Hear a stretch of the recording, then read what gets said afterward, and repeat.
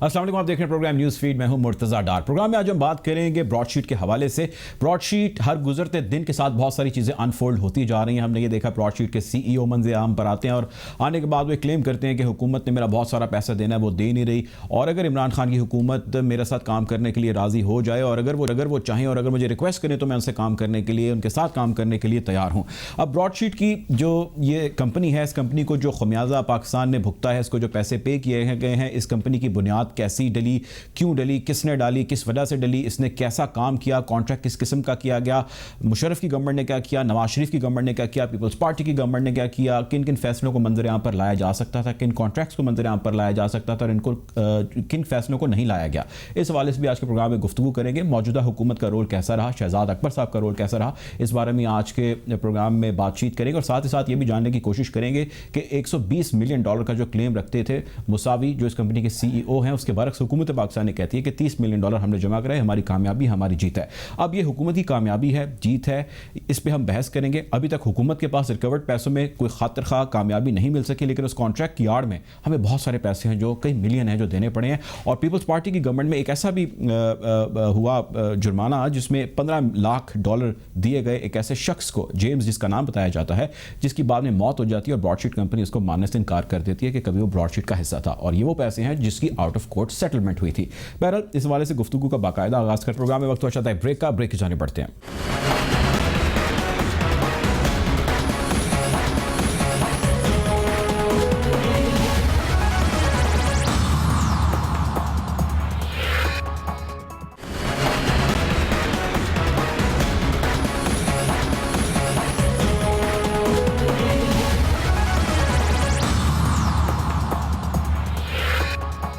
Welcome back after the break. गुफ्तगू को मजीद आगे बढ़ाते हैं और ये जानने की कोशिश करते हैं सारी सूरत हाल किस जाने बढ़ रही है। हमें इरफान कादिर साहब ज्वाइन करें, साबिक अटॉर्नी जनरल ऑफ पाकिस्तान है। बहुत शुक्रिया सर आपके वक्त का।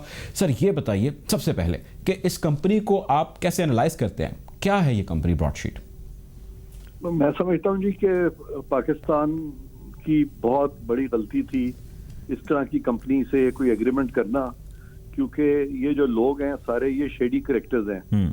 इसमें वो जो जेरी जेम्स साहब थे उन्होंने बड़े मिस्टीरियस सर्कमस्टांसेस में जब उनको $1.5 मिलियन मिल गया तो उसके बाद मैंने सुना है कि वो शायद इंतकाल हो गया, खुदकुशी, और वो सारे सर्कमस्टांसेस जो थे मिस्टीरियस थे। और फिर जिस तरीके से कंपनी की लिक्विडेशन हो रही थी और फिर ये मूसवी साहब उसके बीच में आ गए और उन्होंने उस कंपनी को अपनी तरफ से सहारा दे के उस कंपनी के भी आप पे केसेस करने शुरू कर दिए और जेरी जेम्स जो है वो इनको धोखा दे रहा था, ये उनको दे रहे थे। तो ये सारे शेडी करेक्टर्स थे और बहुत अच्छा होता अगर पाकिस्तान की हुकूमत इन लोगों से इस तरह का एग्रीमेंट ना करती। अच्छा सर ये बताएं कि अब ज़रा ये शेडी करेक्टर्स तो हर जगह फिर रहे होते हैं, वो प्राइवेट सेक्टर या पब्लिक सेक्टर, उनका काम होता है कि वो पैसा लूटना चाहते हैं। अब अगर हम ये तसव्वुर कर लें कि जी वो पैसा लूटने की गर्ज से उन्होंने जो ब्रॉडशीट है उन्होंने सारा कदम लिया कि जी हम आपकी मदद करेंगे, लेकिन उन्होंने जब कॉन्ट्रैक्ट हमारे साथ साइन किया, खैर अपोजिशन तो ये कहती है या उनका काम है ये कहना, लेकिन ये आम बंदा भी सवाल करता है कि भाई जब हुकूमत पाकिस्तान जो एक अथॉरिटी है वो कॉन्ट्रैक्ट एक ऐसी कंपनी के साथ साइन कर रही है जिस कॉन्ट्रैक्ट में यूं गुमान होता है कि कॉन्ट्रैक्ट शायद लिखा ही ब्रॉडशीट ने है, कि हम इतने सरेंडर्ड सिचुएशन के अंदर थे कि भाई हम जो पैसा आप बताएंगे कहाँ पे पड़ा है हम उसके ऊपर कार्रवाई करेंगे, उसका भी 20% आपका, इसके अलावा जो नैब रिकवरीज करेगी उसका भी 20% आपका। ये किस किस्म के कॉन्ट्रैक्ट है? हमने ये करते वक्त क्यों इन चीज़ों का ख्याल नहीं रखा? ये आप बिल्कुल सही कह रहे हैं कि उस वक्त जो एक उन्होंने अंधा यकीन किया उन लोगों पे, समझते हुए कि वो बैरून मुल्क बहुत सारी रिकवरीज करेंगे। और जनरल अमजद जो उस वक्त चेयरमैन थे नैब के, गो के उनकी रेपुटेशन तो बहुत अच्छी है और उन पे कभी कोई ऐसी बात आई नहीं है, तो बिल्कुल उनको मैं भी बेनिफिट ऑफ डाउट दूंगा। लेकिन लगता ऐसे ही है जैसे जनरल साहब के वहम और गुमान में भी नहीं था कि वो किस किस्म के लोगों से ये मुआहदा कर रहे हैं। और वो मुआहदे की जो स्क्रूटनी थी उस वक्त जिन लोगों ने करनी थी बशमूल जनरल साहब के, उन्होंने गालिबन वो सारी चीज़ पे अंधा यकीन किया, या कि उन्होंने समझा कि अगर ये कुछ करेंगे काविश करेंगे तो फिर इनको मिलेगा वरना नहीं मिलेगा। लेकिन उसकी तशरीह बाद में जिस तरीके से ये इन्होंने की, ब्रॉडशीट वालों ने, जेरी जेम्स ने या उसने, ये जो मूसवी है, इन सारों ने मिलके तो वो सारी तशरीह जो थी वो बिल्कुल उसके बरक्स हो गई। और मैं समझता हूँ कि पाकिस्तान से ये उस वक्त की जो भी टॉप ब्रास थी नैब की या हुकूमत पाकिस्तान की, उनसे ये बहुत बड़ा धोखा किया गया और जो कि बड़ा अनफॉर्चुनेट। ठीक है, अच्छा सर, अब ये बताएं, दो सवालात, एक पीपल्स पार्टी के टेन्योर से रिलेटेड, एक नवाज शरीफ साहब के टेन्योर से रिलेटेड। अब पीपल्स पार्टी के टेन्योर के अंदर आउट ऑफ कोर्ट सेटलमेंट की बात की जाती है, $1.5 मिलियन जिसका भी आपने जिक्र किया। वो एक बंदा आता है जेम्स नामी और वो मर जाता है और उसको हम पैसे दे देते हैं, उसके बाद हम बंदा ढूंढ रहे हैं और जिस कंपनी का वो बंदा कहता है जी मैं हूँ, वो कंपनी कहती है हमारा बंदा ही नहीं है। आउट ऑफ कोर्ट सेटलमेंट हुकूमत लेवल पर होनी चाहिए, करनी चाहिए, क्योंकि ये हम इंफरादी सतह पर तो केसेस के अंदर देखते हैं या कंपनीज के चले केसेस को देख लेते हैं, गवर्नमेंट लेवल पर भी होनी चाहिए? गवर्नमेंट लेवल पे इस किस्म की सेटलमेंट्स मैं समझता हूँ नहीं होनी चाहिए और इसको कानून के मुताबिक इस तरह की चीज़ों को हमें फेस करना चाहिए और उसमें जो लॉ पॉइंट्स हैं उनको सामने रखना चाहिए। और जो भी उनको हमें चाहिए था कह देते कि भाई ठीक है, आप जब मुकदमा करेंगे तब हम देखेंगे, फिलहाल हम आपके साथ कोई सेटलमेंट नहीं करना चाहते। और फिर अगर सेटलमेंट करनी भी थी तो ये जो सारी जो स्मोक स्क्रीन उन्होंने बनाई थी in the name of incorporation और in the behind the veil of incorporation, ये सारी स्मोक स्क्रीन जो थी उस वक्त लोग जो थे इस अहल नहीं थे कि वो ये सारी चीज देख सकते। तो सर जो अहल नहीं थे उन्होंने कर दिया, क्या आज का कानून इजाजत देता है कि इनके खिलाफ कानूनी कार्रवाई हो? हम अपने लोगों को तो पहले पकड़े जो ये काम करते फिर रहे हैं। देखें, हमारे जो लोग हैं ना, मैं तो समझता हूँ उनसे बहुत बड़ा हाथ हो गया, धोखा हो गया। यानी हम पैसे लेने गए थे, पैसे भी रिकवर नहीं हुए और उल्टा जिस कंपनी से हमने मुआहदा कर लिया उसको पैसे देने पड़ गए। एक तो मुआहदा किया, ये धोखा हुआ कि मुआहदा कर लिया, और सेकंड बड़ा धोखा ये हुआ कि एक ऐसे शख्स से कॉम्प्रोमाइज कर लिया। अब उस कॉम्प्रोमाइज में जब तक आप उसमें प्रोब नहीं करेंगे, जब तक आप ये नहीं देखेंगे कि ये दानिस्ता तौर पे हमारे लोग जो थे उनसे मिक्सड अप थे या कि उनसे भी धोखा हुआ है, उनसे भी धोखा, पहले तो हमें ये डिटर्मिन करना है। अगर नवाज शरीफ पर पहुंचते हैं, अगर तो हम इस नतीजे पर पहुंचते हैं कि हमारे जो लोग थे जिन्होंने वो जो कॉम्प्रोमाइज किया है उस वक्त जो सेटलमेंट की थी, वाकई उनसे धोखा हो गया, तो फिर तो उनका उस तरह से तो हम उनको मुर्द इल्जाम नहीं ठहरा सकते कि उन्होंने करप्शन की है।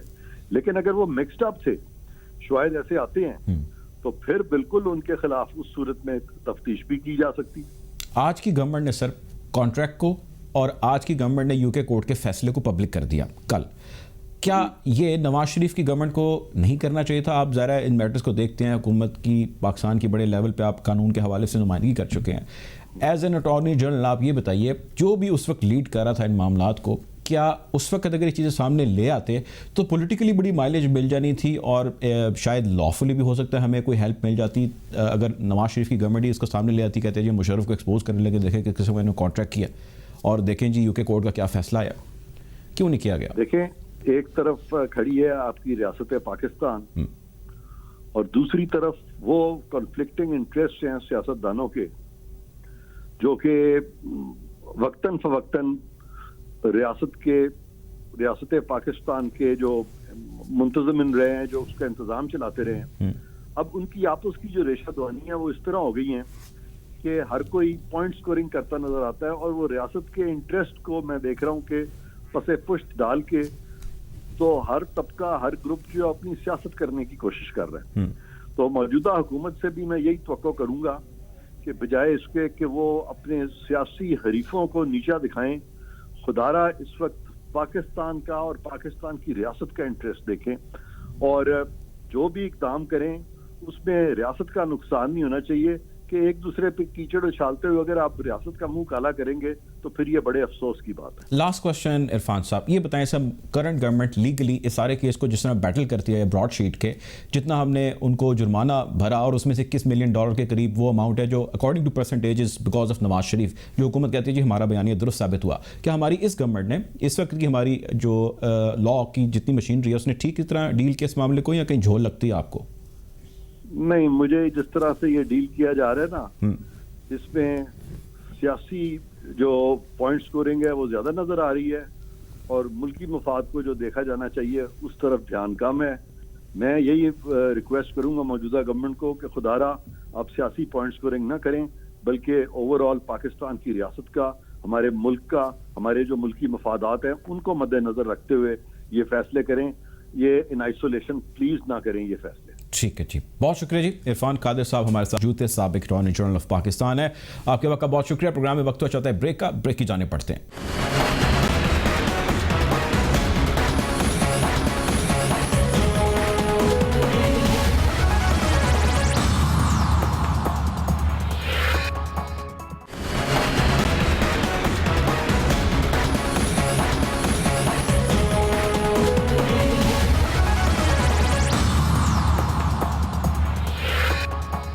Welcome back after the break. Program में दूसरा हमारा मौजू foreign funding cases. Foreign funding को लेकर आज पीडीएम की जो 11 जमातें उनके इत्तेहाद और उनके सरबराहान आज इलेक्शन कमीशन के सामने पहुंचकर उन्होंने एक जलसा किया और जलसे करने का मकसद ये था कि इलेक्शन कमीशन को ये बावर कराया जाए कि वो किस तरह पाकिस्तान तहरीक इंसाफ के फॉरेन फंडिंग से जो रिलेटेड केसेस हैं उसको तातुल का शिकार करती आ रही है। 6 साल का अरसा हो चुका है कि तमाम के तमाम केसेस तातुल का शिकार हैं, जबकि इसके बरक्स जो अपोजिशन है उनके केसेस के स्पीडी ट्रायल जो है उनका सिलसिला जारी है। फॉरेन फंडिंग का मामला सिर्फ पाकिस्तान तहरीक इंसाफ से नहीं जुड़ा, इसका ताल्लुक Pakistan Peoples Party, Pakistan Muslim league नून से भी है। आज के प्रोग्राम में जानने की कोशिश करेंगे कि हुकूमत ने इस सारे एहतजाज को किस तरह डील किया और स्पेसिफिकली फॉरेन फंडिंग केस है क्या। 23 बार इल्ज़ाम लग रहा है कि वज़ीर-ए-आज़म पाकिस्तान यानी कि पाकिस्तान तहरीक इंसाफ की पार्टी और उनके जो रूह रवां इमरान खान साहब, उन्होंने इलेक्शन कमीशन पर प्रेशराइज़ किया कि इसको किसी तरह डिले किया जाए, इस पर तातुल दिया जाए। इस बात में कितनी सच्चाई है, प्रोग्राम में इसको भी डिस्कस करेंगे और साथ ही साथ आज ये भी जानने की कोशिश करेंगे कि पाकिस्तान पीपल्स पार्टी और नून लीग के जो फॉरेन फंडिंग केसेस हैं उनका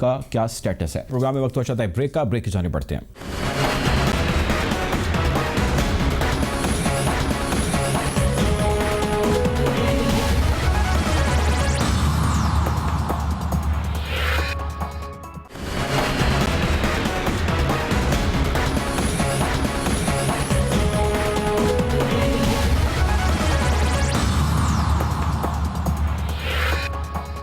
welcome back after the break. Program में हमें ज्वाइन करें सदाकत अली अब्बासी साहब, पाकिस्तान तहरीक इंसाफ के सीनियर रहनुमा है, फैसल करीम कुंडी साहब जिनका ताल्लुक पाकिस्तान पीपल्स पार्टी से, वो भी कुछ देर में हमें ज्वाइन करेंगे।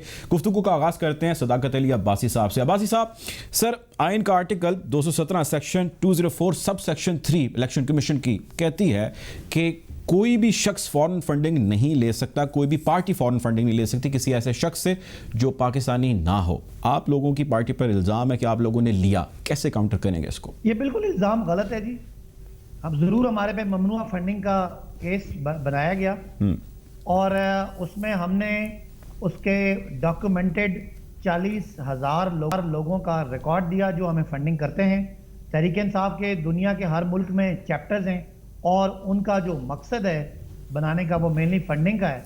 लिहाजा पाकिस्तान में इतना ऑर्गेनाइज फंडिंग किसी पार्टी की नहीं है जहाँ पे कोई इंटरेस्ट ग्रुप्स या कोई ठेकेदार या कोई मुख्तलिफ ब्रोकर्स पैसे जमा करा के अपने काम नहीं कराते, बल्कि आम $10 $20 लोग देने वालों की है। और 40,000 लोग जो बैरून मुल्क पाकिस्तानी हैं उनका डाटा हमने जमा कराया है और हम बड़े खुश हैं इस बात से। एक दफ़ा once and for all Pakistan Peoples Party, Pakistan Muslim League Nawaz, PTI और बाकी पार्टियों का भी एक ही दफ़ा, चला इन 3 पार्टियों बड़ी पार्टियों का एक ही दफ़ा हिसाब किताब हो जाए। आप देखिएगा कैसे ये फंसते हैं।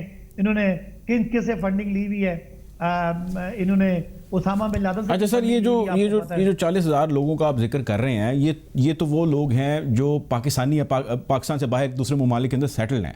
इसमें तो इलेक्शन कमीशन को कोई एतराज़ नहीं है। जो आपका केस है ज़ाहिर उसमें कोई प्रॉब्लम है, वो केस चल रहा है, 6 साल से तातुल का शिकार है। वो केस आप ही के पार्टी के जो सीनियर रहनुमा हैं उन्होंने इस केस को सबमिट कराया और वो गए जाके उन्होंने कहा जी शफाफ सारा मामला होना चाहिए। ये तो केस भी किसी अपोजिशन की पार्टी ने नहीं किया। अब कोई प्रॉब्लम थी और घर के अंदर से ही घर वाले ही गए और उन्होंने कोर्ट से जाके इलेक्शन कमीशन से जाकर रुजू किया और उन्होंने कहा कि भाई ये मामला इसकी ज़रा तहकीकात करें। अब 40,000 एक बहुत बड़ी अमाउंट होती है, उसको मिक्स आप मत कीजिए।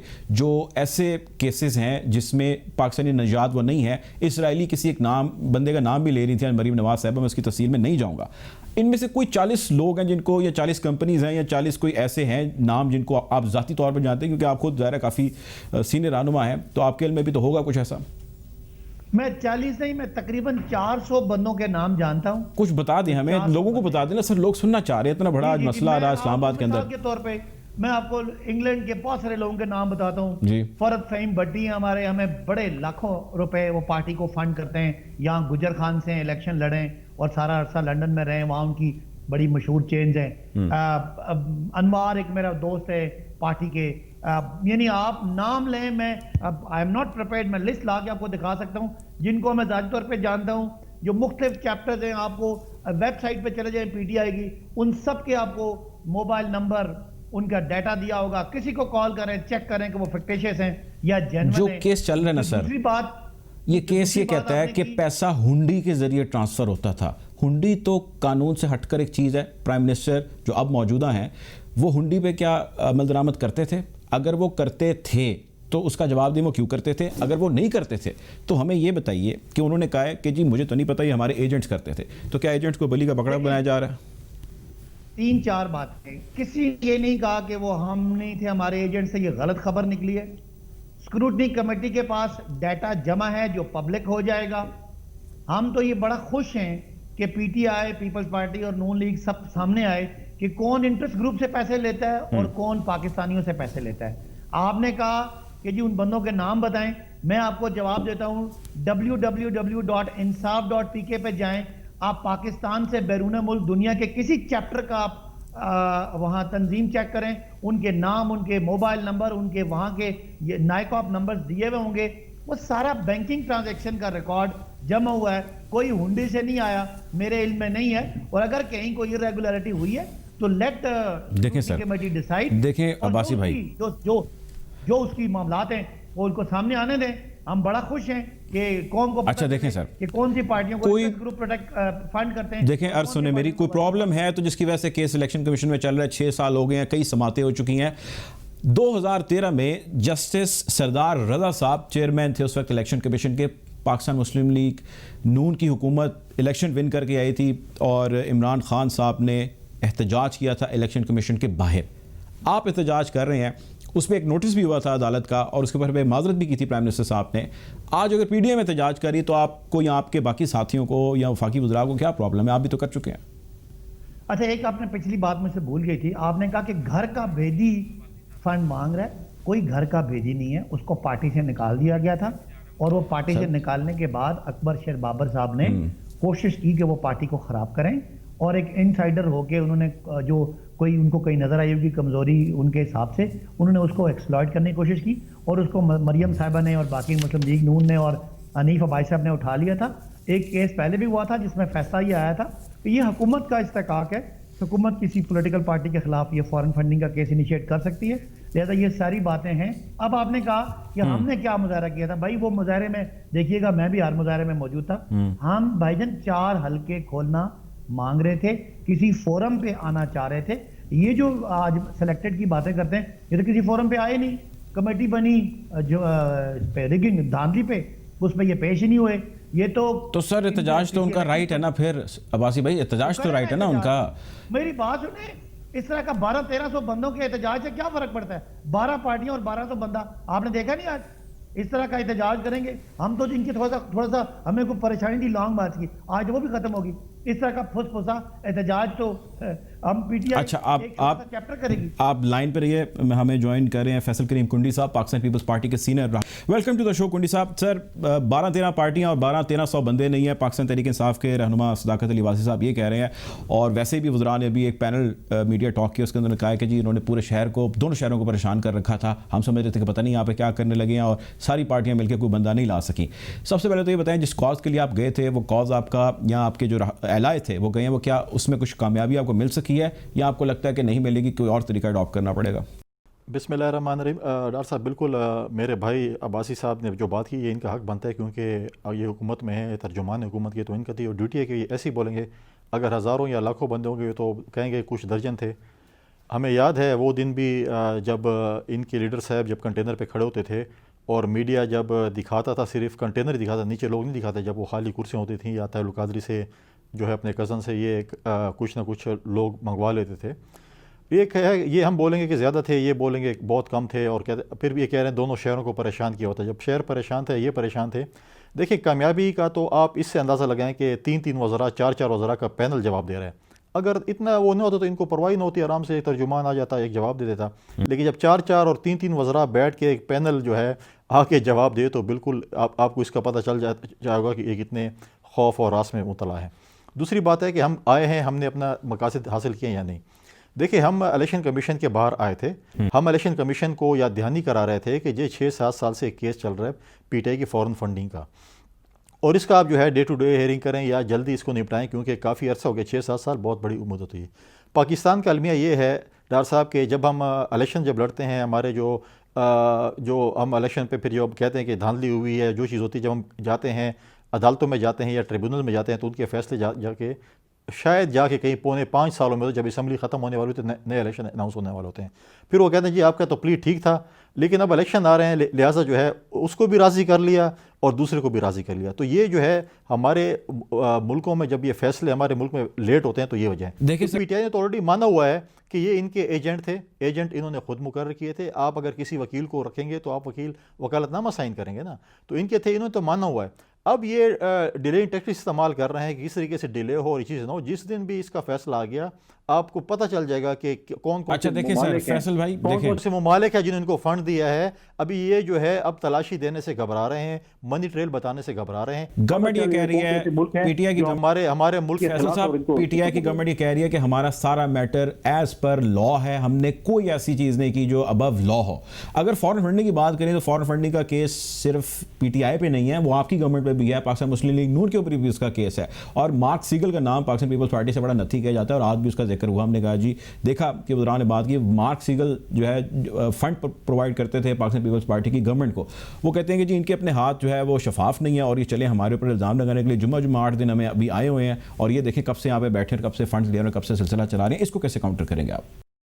देखें मार्क सीगल का जो बात की है, हम अपनी जो है चीज़ें जो हैं अपनी हमारे जो केस है हम अपना फैसला अपने जो है चीज़ें खुद जमा करें, इनको हमारी फ़िक्र की ज़रूरत नहीं है। हाँ हम चलो मान लेते हैं, पीटीआई का स्टांस मान लेते हैं कि तीनों हमारी पार्टी का, मैं नून का तो नहीं कह सकता, उनका अपना पॉइंट ऑफ व्यू होगा कि हमारे फैसला आप इकट्ठे करें। फिर क्या पीटीआई के हमारे दोस्त ये भी मानेंगे कि जो आप जो एहतसाब बरा इंतकाम कर रहे हैं तो वो भी आप ठीक करें? फिर जिस तरीके से आप अपोजिशन के लोगों के ऊपर जैली केसेस बनाते हैं, उनको गिरफ्तार कराते हैं, अभी तक कुछ नहीं होता, कहते हैं अपने आप को बेगुनाह साबित करो।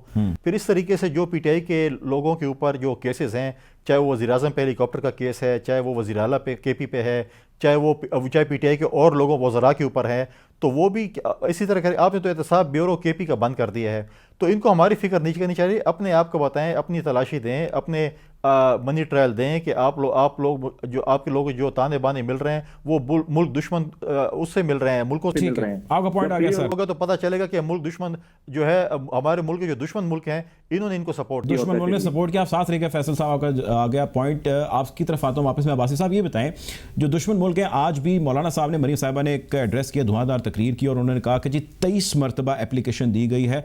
वज़ीर-ए-आज़म साहब ने प्रेशराइज किया इलेक्शन कमीशन को कि हमारे केसेस को तातुल का शिकार किया जाए। इसराइल और भारत, और एक इसराइली का नाम भी उन्होंने लिया है कि आप उससे फंड्स लेते हैं। इतने स्ट्रांगली, इतने पब्लिकली ऑपोजिशन और सीनियर और अहम लोग उनके इल्ज़ाम आप पे लगा रहे हैं, किस तरह कह सकते हैं सदाकत साहब कि इसमें कोई सदाकत ही नहीं है? आपने जिनका हवाला दिया, ये मरियम साहिबा वही है ना जो कहती थी मेरी लंदन में तो क्या, पाकिस्तान में तो क्या, मेरी लंदन में तो क्या, पाकिस्तान में भी कोई प्रॉपर्टी नहीं है। मौलाना ने भी कहा है सारी प्रॉपर्टी मान की। ये वही है ना जो जब इनसे कहा था सबूत है तो इन्होंने कतरी खत पकड़ा दिया था। ये वही है ना जिन्होंने जाली ट्रस्ट दी थी जो कैलिबरी फंड में बनी हुई थी। तो इनकी क्या, ये तो ऐसे चंद बेरोजगारों का एक टोला इकट्ठा हुआ था, आवाम तो पीछे थी नहीं। देखें किसी लीडर के पीछे आवाम होती है। इमरान खान के जो आप नकल करते हैं, तो इमरान खान के पीछे लोग थे, नौजवान, यानी जोक दर जोक गलियां और बाजार भर जाते थे जहां इमरान खान निकलते थे। आप 11 पार्टियां मिलके 11-12 तो बंदा इकट्ठा नहीं कर सकते। तो बातें की तो आपकी बातें तो बहुत अच्छी कर सकते हैं। अगर बातें अच्छी करनी होती तो आप तो पिछले 30 साल से बातें ही कर रहे हैं। तो ये सारी बातें इनकी ऐसी हैं। हमें ये कहते हैं कि आप अपना हिसाब दें। भाई हम तो दे रहे हैं, हम तो आपसे हिसाब मांग रहे हैं। अगर आप हमसे मांगते हैं तो अपना हिसाब भी दें। हम तो समझते हैं कि बिल्कुल ठीक है, आप अपना हिसाब दे रहे हैं, हम अपना दे रहे हैं। पता चलेगा कि मार्क सीगल ठीक है, ये जो पाकिस्तानी, जो हज़ारों पाकिस्तानी जो पीटीआई को और इमरान खान को पसंद करते हैं वो ठीक है।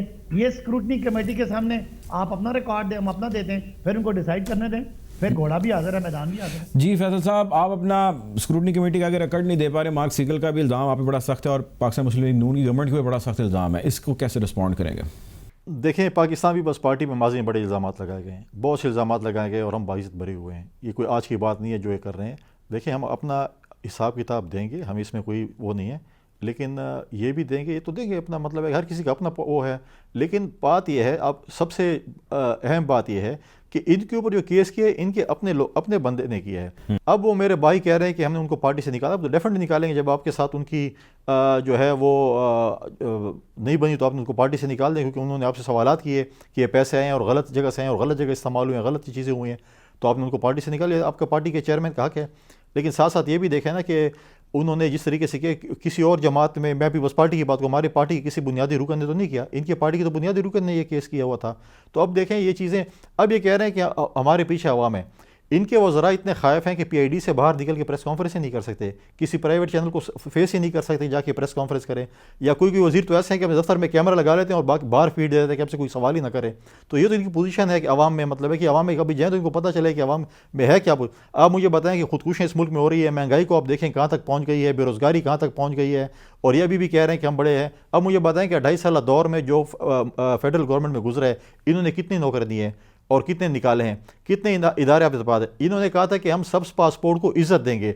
आज सब्स पासपोर्ट जो है उसकी इज्जत तार तार हो रही है बैरून मुल्क। आप देखें कि जैसे PIA के जहाज़ के साथ हुआ, वहाँ पर मुसाफिरों के साथ जो PIA ने सलूक किया, जब आप नाअहल निकम्मे इनकॉम्पिटेंट बंदे को CEO बनाएंगे जो इस सीट के अहल नहीं होता, तो यही काम होता है। आप देखें इनके PTV के MD के चेयरमैन के साथ क्या हुआ, नईम बुखारी के साथ, इन्होंने वही काम किया जो इन्होंने नवाज शरीफ पे उंगली उठाई थी कि अताउल्लाह कासमी को आपने जो है विदाउट एडवर्टीजमेंट भर्ती किया। आज वही चीज़ नईम के साथ हुई, बुखारी के साथ। आज देखें, आज वही फैसला इन्होंने वापस लिया।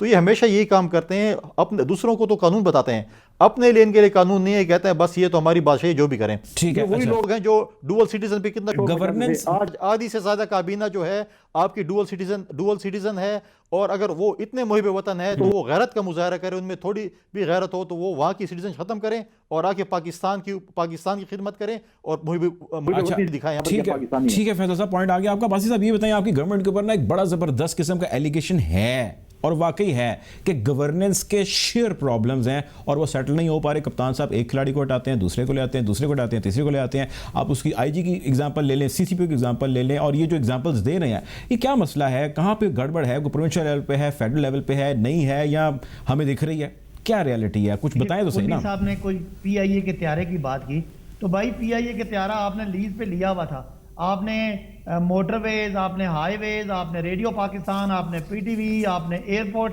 सारे गिरवी रख के आपने कर्जे लिए हो, तो जाहिर है हम तो फंसेंगे ही ना। तो गिरवी तो रख के कर्जे आपने लिए, और कर्जों की वो जो बाकी कमीशन है वो ब्रॉडशीट के लिस्टों में आ रही है कि इधर लंदन में अलग महल हैं, सरे में अलग महल हैं, $60 मिलियन अलग हैं, कमीशनें अलग हैं, ये सारे खाते हैं। तो ये भाई हम आपका किया हुआ भुगत रहे हैं।